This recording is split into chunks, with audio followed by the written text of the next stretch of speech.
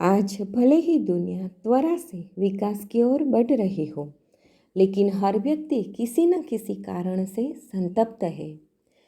जीवन में मार्गदर्शन हेतु बिलासपुर के डॉक्टर ओम प्रकाश माखीजा अखबार में प्रकाशित ऊर्जा नामक शीर्षक से विभिन्न लेखों की कटिंग सबके लिए फेसबुक पे डालते हैं।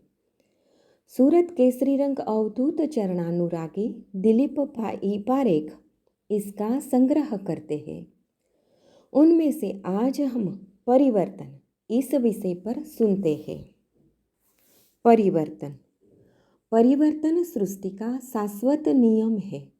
इस ब्रह्मांड का कण कण परिवर्तनशील है। यह क्रम सृष्टिकाल से आज तक अनवरत रूप से चला आ रहा है।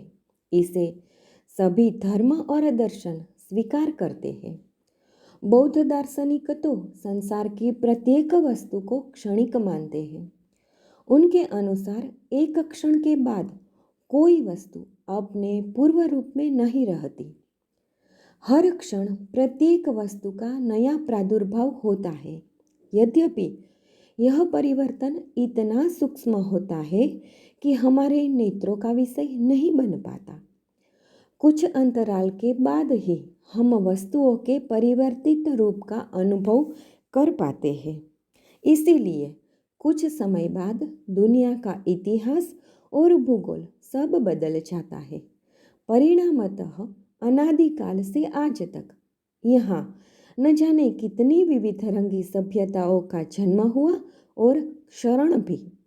इसीलिए परिवर्तन संसार की गतिशीलता और निरंतरता का प्रमुख कारण है। जगत का जड़ता के साथ गहरा संबंध है। अतः जड़ता के निवारणार्थ परिवर्तन आवश्यक है। इसी से जीवन में सुंदरता और जीवंतता बनी रहती है। यद्यपि परिवर्तन प्रकृति का स्वभाव है, किंतु मानवीय गतिविधियां इसे सर्वाधिक प्रभावित करती है।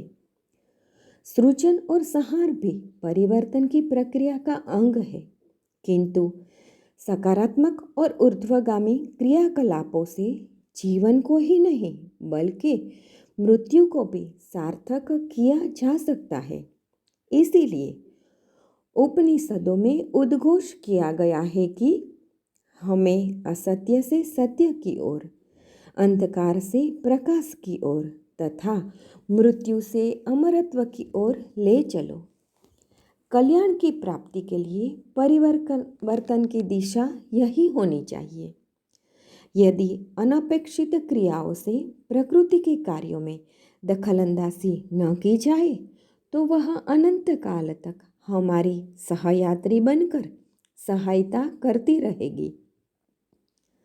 इसलिए विचार और कर्म में पवित्रता एवं नवीनता के साथ साथ संवेदनशीलता का भाव अवश्य होना चाहिए। यही सकारात्मक परिवर्तन का मंत्र है।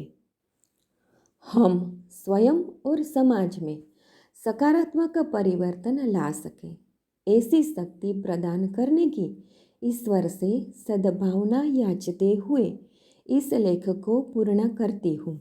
अस्तु।